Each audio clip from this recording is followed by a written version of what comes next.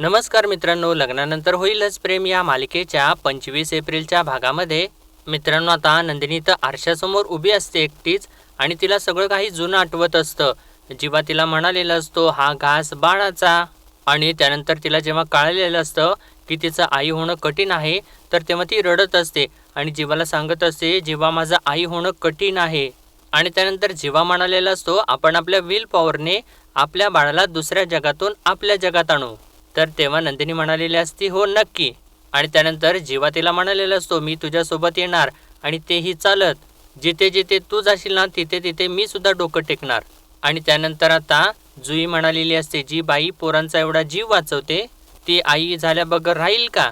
आणि आता हे सगळं काही आठवत असतं, तर इतक्यातच आता जीवा रागारागात तिथं येतो आणि तो म्हणत असतो ही रम्या स्वतःला समजते तरी कोण काय, हे घर आता वसुहत्याच्या नावावर सुद्धा आहे म्हणून, असं तो बोलत असताना नंदिनी एकदमच त्याच्यासमोर मित्रांनो प्रेग्नन्सी किट धरते. तर तेव्हा जेव्हा ते किट हातामध्ये घेतो आणि बघतो तर त्याच्यावरती 2 लाईन्स असतात आणि जेव्हा म्हणतो दोन लाईन्स म्हणजे, तर तेव्हा मित्रांनो नंदिनी सुद्धा म्हणते या 2 लाईन्स आहेत म्हणजे, असं म्हणून ती थांबते आणि तिला खूप भरून आलेलं असतं. आणि जेव्हा म्हणतो आपण आपण आई बाबा, असं तो बोलता बोलता मित्रांनो त्याला सुद्धा खूप भरून येतं आणि तो आता रडत रडत नंदिनीला मिठी मारतो. आणि तेव्हा नंदिनी सुद्धा खूप रडत असते, म्हणजे यांना खूप आनंदाश्रू येत असतात. आणि मित्रांनो आता जेव्हा रडता रडता परत हसू लागतो आणि नंदिनीच्या कपाळाला आपलं कपाळ लावताना खूप छान वाटत असतं त्याला. आणि मित्रांनो त्यानंतर आता जेव्हा थोडा वेळ थांबतो आणि चक्क नंदिनीला उचलूनच घेतो आणि गोल गोल गोल फिरवू लागतो. तर नंदिनी आता ओरडत असते मला खाली उतरवा प्लीज, खाली उतरवा. तर तेव्हा जेव्हा म्हणतो अजिबात नाही, प्लीज मला हा मोमेंट जगून घेऊ दे. तर तेव्हा नंदिनी म्हणते नाही तुम्हाला, मला आपल्या आपल्या मुलीची शपथ आहे बरं. तर तेव्हा जेव्हा म्हणतो तुला ना माझी बरोबर दुखरी नस माहिती आहे बघ. तर नंदिनी म्हणते हो आता उतरवा ना खाली, उतरवा पटकन. तर तेव्हा आता जेव्हा तिला खाली उतरवतो आणि तिला खुर्चीवरती बसवून म्हणतो सावकाश बस सावकाश बस, आणि तिच्या पोटाला हात लावून म्हणतो थँक्यू सो मच. आज माझा विश्वास बसला की देव जेव्हा देतो ना तर छप्पर फाडून देतो. एक तो दिवस होता जेव्हा आपले रिपोर्ट्स वाचून आपण रडत एकमेकांना बिलगलो होतो. तेव्हा नंदिनी म्हणते आणि एक आजचा दिवस आहे, सगळे अडथळे पार करून सगळ्या शक्यतांच्या वरती मात करून आपण आई बाबा झालोत. तर तेव्हा जेव्हा म्हणतो आणि तुला माहिती आहे या सगळ्यातली सगळ्यात बेस्ट गोष्ट कोणती आहे की या सगळ्यात तू एकदा सुद्धा खचली नाहीस. तर तेव्हा नंदिनी म्हणते असं तुम्हाला वाटते जेव्हा, पण मी खरंच खचले होते. तुमच्यासमोर मी खंबीर असल्याचं दाखवत होते, पण बाथरूममध्ये जाऊन एकांतात शॉवर खाली खूपदा रडले होते की त्या पाण्याने माझे अश्रू धुतले जायचे की मग मला मोकळं वाटायचं. आणि मग मी स्वतःला समजवायचे की नंदिनी जर तुला तुझं बाळ या जगात आणायचं असेल, त्याला हसताना खेळताना बघायचं असेल, तर तुला असं रडून नाही चालणार. नंदिनी आहेस तू, बोलून नाही करून दाखवतेस. मग काय माझा मलाच धीर यायचा आणि तुमच्यासमोर सॉलिड नंदिनी बनून मी उभी राहायचे. तर तेव्हा जेव्हा म्हणतो हो तू आहेसच सॉलिड, माझी सॉलिड बायको. आणि म्हणतो देवाने आपली खूप मोठी परीक्षा घेतली आणि सी आपण दोघं सुद्धा पास झालो. तर तेव्हा नंदिनी म्हणते आपण पास झालो कारण आपली विल पॉवर स्ट्रॉंग होती. आणि म्हणते तुम्ही पण तर गिरवत राहिलात की आपण आई बाबा होणार. तर जेव्हा म्हणतो आणि जेव्हा मला वाटलं की आपण आई बाबा होणार नाही, तर तेव्हा तू मला 2 बोटं निवडायला लावलीस आणि माझ्यातल्या खचलेल्या जीवाला पुन्हा उभा केलंस. तर नंदिनी म्हणते मी नाही, आपण दोघांनी एकमेकांना उभं केले जीवा, म्हणून तर हा निकाल लागलाय. तर जेव्हा म्हणतो आणि जर निकाल बोर्डात येण्यासारखा लागला असेल तर तो जगजाहीर करायला नको. तर तेव्हा नंदिनी म्हणते म्हणजे आपण आता घरात सगळ्यांना सांगायचं. तर तेव्हा जीवा आता तिला उठून उभा करतो आणि म्हणतो फक्त सांगायचं नाही तर ओरडून सांगायची वेळ आली, असं म्हणून तिला परत उचलून घेतो आणि जोरजोराने ओरडू लागतो. म्हणतो आई बाबा दादा काव्या, असं म्हणून तो ओरडत ओरडत बाहेर येतो. तर इकडे आता मानिनी आणि मिथून बसलेले असतात आणि तेव्हा मानिनी मिथून काकाला सरबत आणून देते.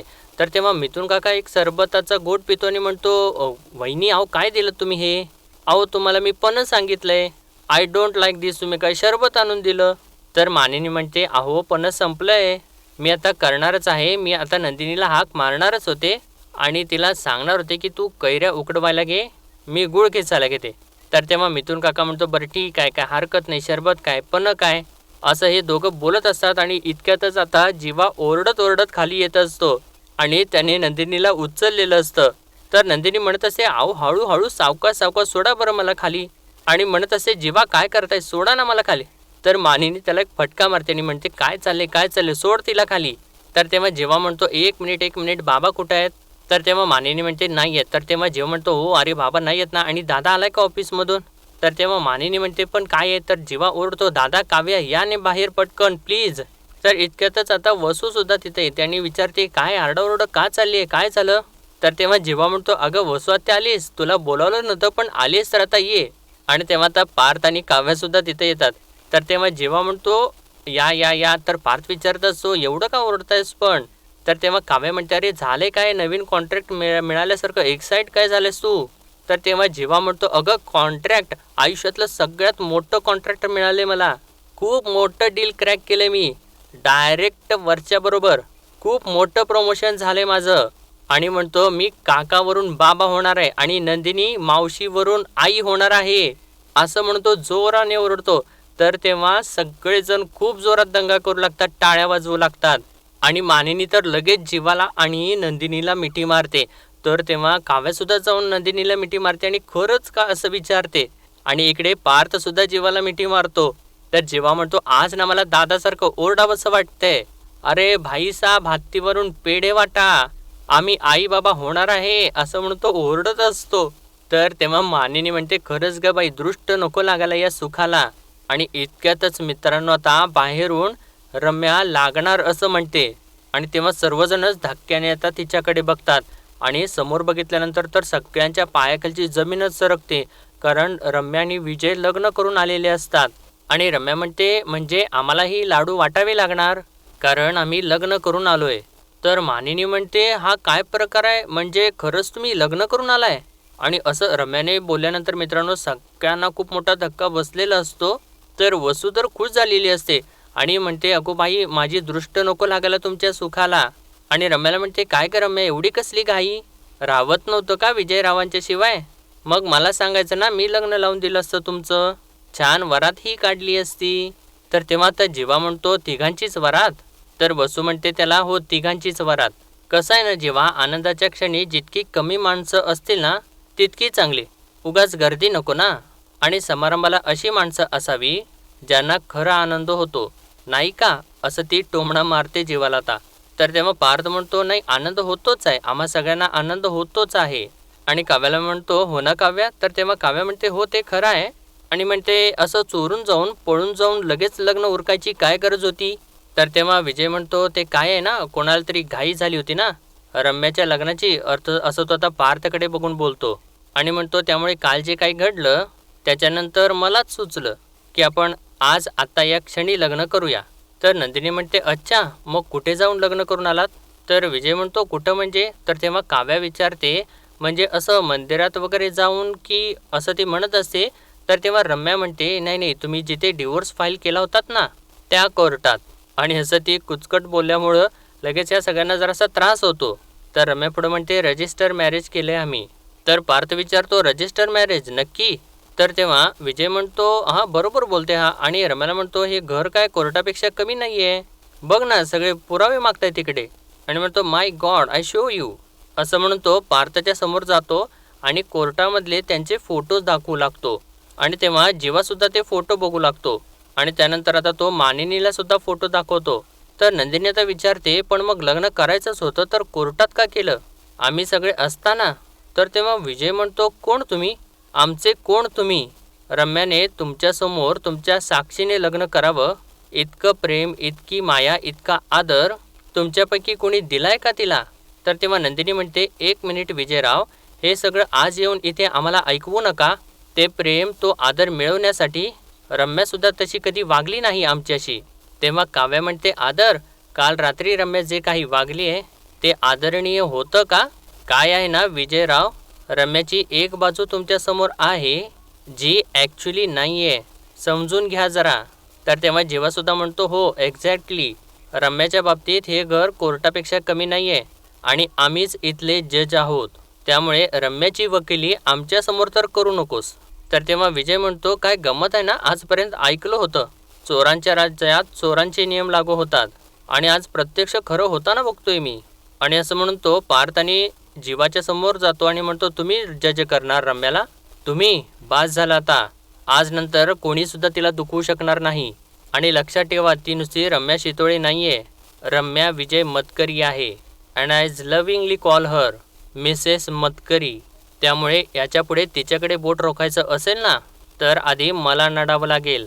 तर पार्थ म्हणतो, आमच्याच घरात उभा राहून आमच्यावरतीच आवाज चढवायचा नाही, कळलं ना? तर आता पार्थने असं ओरडल्यानंतर काव्या त्याला थोडंसं शांत व्हायला सांगते. तर तेव्हा जीवासुद्धा म्हणतो, एक्झॅक्टली, लग्नानंतर आशीर्वाद घ्या, शाप नाही. तर तेव्हा पार्थ पुढे बोलतच असतो, तर मानिनी आता त्या दोघांना सुद्धा थांबवते. म्हणते, पुरे जीवा पार्थ पुरे. आणि म्हणते, आता दोघंही लग्न करून आलेत, आता यावरती चर्चा नको. आणि म्हणते, विजयराव आई वडील नाही आले? तर तेव्हा विजय म्हणतो, ते ना जरा रागवलेत माझ्यावर. नाही काही नाही, मी म्हणवीन त्यांना, नो प्रॉब्लेम. तर मानिनी विचारते, नाराज का? तर तेव्हा विजय म्हणतो, कारण मी त्यांच्या सुनेला त्यांच्यासोबत घेऊन न राहता वेगळं राहायचं ठरवलेलं आहे, म्हणून. तर मानिनी म्हणते, हां मग बरोबर आहे, आपली मुलं वेगळी राहायला लागली ना की मग आईवडिलांना थोडं वाईट वाटतंच. तर आता वसू विचारते, बरं विजयराव मला सांगा, कुठं बघितलं आहे घर? तर मानिनी म्हणते, वसुताई मी काय म्हणते, तुम्ही आत्ताच सगळे प्रश्न विचारणार आहात का? ओवाळून तरी घ्या, नवीन लग्न झालेलं जोडपं आहे. तर तेव्हा विजय म्हणतो, फक्त ओवाळणार, माप वगैरे नाही ओलांडणार? ते असतं ना असं माप ओलांडायचं. आणि त्यांना असं म्हटल्यानंतर सगळ्यांना धक्काच बसतो. तर नंदिनी म्हणते, माप? आणि रम्या इथे का माप ओलांडेल? तर विजय म्हणतो, कारण आजपासून रम्या माझ्याकडे नाही, मी तिच्याकडे येऊन राहणार आहे. आणि असं त्यानं म्हटल्यानंतर आता सगळ्यांच्या पायाखालची जमीनच सरकते मित्रांनो. तर तेव्हा वसू म्हणते, आगोबाई म्हणजे घर जावई? तर तेव्हा विजय म्हणतो, येस असं म्हणतो, हसत असतो. आणि म्हणतो, आजपासून विजय मतकरींचा नवीन पत्ता, देशमुखांचा आशीर्वाद बंगला. आणि त्यानं असं म्हटल्यानंतर कुणाला तर काही कळेन असंच होतं. तर आता मानिनी रागारागात पुढे जाते आणि वसूला म्हणते, या दोघांनी लग्न केले, विजयराव इथंच येऊन राहणार आहेत, हे तुम्हाला माहितीच नाही खरंच? तर वसू आता नाटक करू लागते, म्हणते हो. तर तेव्हा काव्या पुढे येते आणि म्हणते, आई अहो कोणाशी बोलताय तुम्ही? चोराचे नातेवाईकसुद्धा चोरच असतात. तर तेव्हा आता नंदिनी काव्याला शांत व्हायला सांगते आणि म्हणते, आपल्या दोघींना शांत राहण्याची गरज आहे. तर रम्या म्हणते, अगं पण इतकं काय झालंय, घरजावई होण्याचं ट्रेंड सुरू आहे सध्या, एवढे शॉक का झालेत तुम्ही सगळे? तर तेव्हा जेव्हा म्हणतो, अगं शॉक नाही, खरं तर ना स्वतःचंच स्वतःला कौतुक वाटलं, कारण शेवटी देशमुख ते देशमुख का, कालपर्यंत आपल्या कंपनीचे कॉन्ट्रॅक्टर चोरणारा हा विजय आज आपल्याच घरात येऊन लाचारासारखं राहायचं म्हणतोय अरे, असं तो पार्थला म्हणत असतो. तर पार्थ म्हणतो, आणि घरात आलेल्या प्रत्येक माणसाला आपण घरात ठेवून घेत नाही ना. आणि म्हणतो, काय आहे, आदर हा मागून मिळता येत नाही, तो कमवावा लागतो. रम्यानं तो केव्हाच गमावलाय, आणि आता तू सुद्धा. आणि म्हणतो, एनिवे या घरात राहायचा तर प्रश्नच येत नाही, जास्तीत जास्त तुम्ही बसा, पाणी प्या आणि हवं तिथे निघून जा, आणि घर जावई आउट ऑफ क्वेश्चन. तर आता विजय वसूला म्हणतो, आई हे घर कोणाच्या नावावर आहे? तर वसू म्हणते, माझ्या आणि विक्रमच्या, म्हणजे 50-50. तर विजय म्हणतो, हां देअर यू आर, म्हणजे तुमच्या आणि विक्रम काकांच्या. आणि पार्थला म्हणतो, तुझं नाव विक्रम आहे? मग तू नाही ठरवू शकत, आई ठरवू शकतात, कारण त्यांचा हक्क आहे. तर वसू म्हणते, अर्थात, आणि मला एक गोष्ट कळत नाही आहे, तुम्ही या गोष्टीचा इतका इशू का करताय? अरे मिथून सुद्धा या घरामध्ये घरजावई म्हणूनच राहतोय ना. आणि मानिनीला म्हणते, आणि मानिनी नंदिनी जेव्हा घरी गेली होती तेव्हा जेव्हासुद्धा मोहित्यांच्या घरी 1 महिना घरजावई म्हणूनच राहिला होता ना, मग तुम्हाला वेगळे नियम आणि आम्हाला वेगळे नियम असा आहे का? तर नंदिनी म्हणते, 1 मिनिट बसवात्या, माझे बाबा नेहमी म्हणतात, नियत साफ तो सब माफ. जीवांची नियत साफ होती, मला म्हणून परत या घरामध्ये घेऊन यायची त्यांची इच्छा होती, त्यामुळे त्यांची आणि विजयची तशीही तुलना होणार नाही आणि अशीही नाही. बाकी आई जे काही सांगतील ते आम्हा सगळ्यांना मान्य आहे. तर तेव्हा वसू म्हणते, नशीब बाई मानेनी तुझं, निदान तुझ्या सुना एवढं तरी तुझं ऐकतायत. पण मला एक गोष्ट कळत नाही आहे, लग्न करून आलेल्या जोडप्याशी बोलण्याची ही कुठली आली आहे पद्धत? हे घर माझ्यासुद्धा नावावर आहे, त्यामुळे मी या दोघांना या घरामधून कुठेही जाऊ देणार नाही, कळलं? तर तेव्हा विजय म्हणतो, नियत वगैरे घेऊन काय बसलायत? आमच्या आई आहेत ना, त्यांना त्यांच्या लेकीचा विरह सहन होणार नाही, म्हणून मला घर जावई व्हायचं आहे, त्यामुळे माझी पण नियत साफच आहे. सी लिगली सोशली, इमोशनली आम्ही काही चुकीचं करत नाही आहोत. हो का नाही हो मानिनी काकू?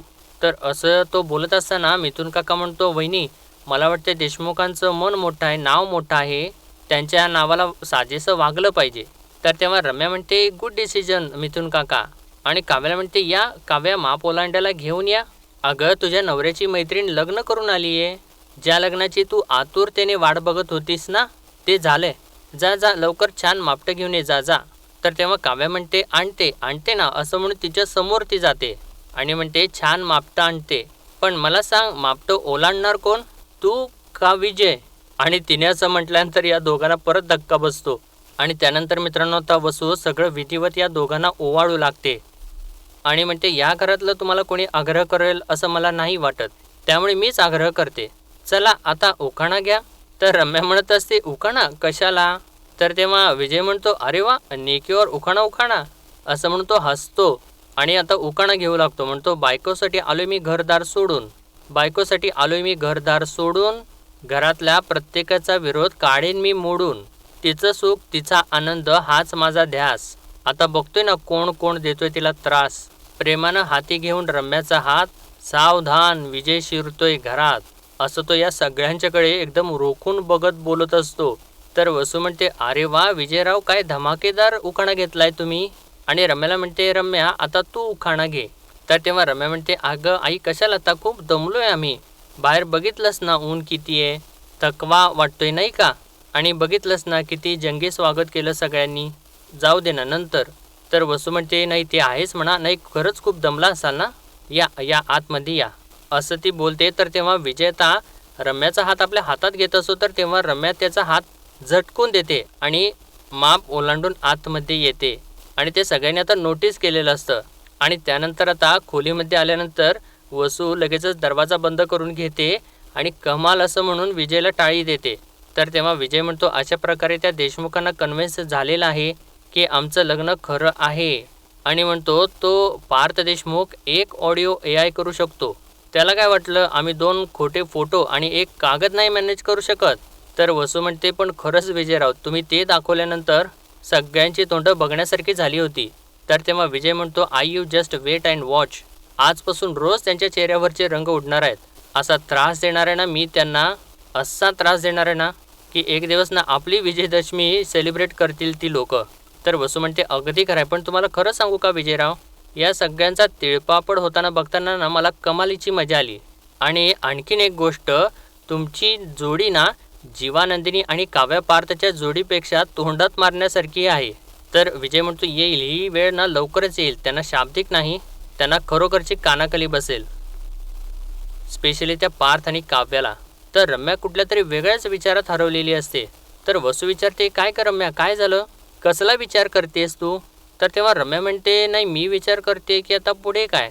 आय नो की आज आपलं अपहरण होता, पण ही विनिंग मुमेंट फार काय सेलिब्रेट नाही करता येणार, म्हणजे त्याच्यामुळे आपण हरकून जाता कामा नये.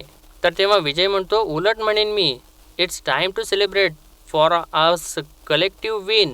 तर तेव्हा रम्या म्हणते, तुला माहिती आहे का तुझा प्रॉब्लेम काय आहे विजय, तू ना नेहमी ओव्हर स्मार्ट असल्यासारखा वागतोस. म्हणजे आपण हे जे काही सांगितलंय त्याच्यावरती हे सगळे विश्वास ठेवतील आणि आपण लग्न केलं हे मान्य करतील नाही, ते या सगळ्याचा पाठपुरावा नक्कीच करतील. आपण खरंच लग्न केले का, आम्ही कोर्टात गेलो होतो का, हे सगळं काही. स्पेशली ना ती काव्या घोचक बाई आहे ती. तर तेव्हा विजय म्हणतो, हम भी कच्चे खिलाडी थोडी यार, तिला काय डिटेक्टिव्हगिरी करायची ती करू देत ना. तर वसू म्हणते, नाही नाही विजयराव, रम्या म्हणते ना ते अगदी खरं आहे, काय आहे ना या दोघी बहिणी महाआगाऊ आणि महाचलाक आहेत. तर तेव्हा विजय म्हणतो, मी सुद्धा महाचलाक आहे, मी तुम्हाला इन्शुरन्स देतो, देव जरी आला तोही शोधू शकणार नाही आणि तोही प्रूव्ह करू शकणार नाही की आमचं लग्न खोटं आहे.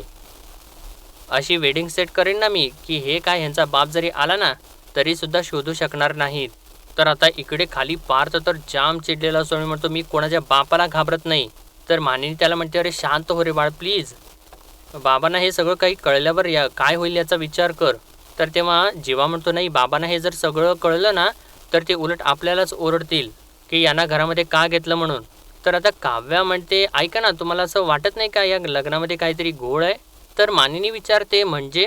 तर तेव्हा काव्या म्हणते, आई अहो रम्याचा चेहरा पाहिला नाही का तुम्ही, जरा वेगळाच होता आणि ओकाणा घ्यायला लावल्यानंतर कसे बहाणे पुढे केले तिने. तर तेव्हा नंदिनी सुद्धा म्हणते, एकदम बरोबर बोलतेस तू काव्या. आणि खरं तर ना मी सुद्धा हाच विचार करत होते. आपण ऑब्झर्व केलं की माप ओलांडताना विजयने तिचा हात मागितला, पण रम्याने हात नाही दिला तिच्या हातामध्ये. तर मानिनी म्हणते, कोणास ठाऊक काय बाई, आणि मला तर ना आता काही कळेनासच झाले. आत्ता कुठे सगळं सुरळीत होते आपल्या घरात, आणि आता त्यात आता हे नवीन. म्हणजे आपण आपल्या घरामधलं सगळं सुख शांती टिकवण्याचा प्रयत्न करतोय आणि रम्या आणि वसुताई ते पोसण्याचा प्रयत्न करतायत. तर जेव्हा म्हणतो, ते नाही आई मला सांग, हे वसु आत्यानं हे क्लेश किंवा गृहकलह यात PhD वगैरे केलेली आहे का? तर मानिनी म्हणते, जेव्हा रे या परिस्थितीत सुद्धा तुला विनोद सुचतायत, तर तेव्हा जेव्हा म्हणतो मग काय करू नये, मला तरी एकच पर्याय दिसतोय की आपण सरळ जाऊन वसु आत्या आणि रम्याला कन्फर्म करायचं. तर तेव्हा काव्या म्हणते, काय वाटलं तुला, सांगतील त्या सगळं? तर पार्थ म्हणतो, नाही मला नाही वाटत त्या सहजासहजी बोलतील. तर मानिनी म्हणते, पण मग आता काय करायचं, म्हणजे हे सगळं नुसतं असं बघत राहायचं का? आणि म्हणते, देवा हे वादळ कधी थांबणार आहे कोणाच ठाऊक. तर नंदिनी म्हणते, आई हे वादळ कधी संपेल हे तर नाही सांगू शकत, पण या वादात आपल्या घराचं छप्पर उडणार नाही याची खात्री मी तुम्हाला नक्की देऊ शकते, कारण त्या दोघींच्या पुढे आम्ही उभा असू, या घरच्या सुना. नंदिनी आणि काव्या असं म्हणून त्या दोघीसुद्धा एकमेकींच्या हातामध्ये हात देतात. तर काव्या म्हणते, करेक्ट. आणि मित्रांनो, आजचा भाग इथेच संपतो आणि पुढील भागामध्ये आपण पाहणार आहोत, काव्या आता म्हणत असे तिच्याच लग्नाच्या दिवशी तिच्याच नवऱ्याच्या समोर तिच्या गळ्यामध्ये मंगळसूत्र नाही आहे असं म्हणून ती रम्याकडे बघते, तर रम्याच्या गळ्यामध्ये मंगळसूत्रच नसतं. तर मानिनी त्यानंतर वसूला म्हणते, माझ्या दोन्हीसुद्धा सुना गरोदर आहेत. रम्या आणि विजयने जर काही कुरघुडी केली आणि त्यांच्या होणाऱ्या बाळांना जर काही त्रास झाला ना, तर मग मी काय करेन हे तुम्हाला वेगळं सांगायला नको. तर त्यानंतर आता इकडे काव्या नंदिनीला म्हणते, आता त्या विजय आणि रम्याला कळेल त्यांचं लग्नानंतर प्रेम नाही, लग्नानंतर गेम होणार आहे. तर नंदिनी म्हणते, आणि तो पण आज रात्रीच. आणि मित्रांनो, आता या दोघींचं तर एकदम जोरदार प्लॅनिंग सुरू असतं आणि आपल्या उद्याच्या एपिसोडमध्ये आपल्याला कळेलच की यांनी काय जोरदार प्लॅनिंग केले. तोपर्यंत मित्रांनो, आपल्या व्हिडिओला लाईक शेअर आणि सबस्क्राईब नक्कीच करा. धन्यवाद.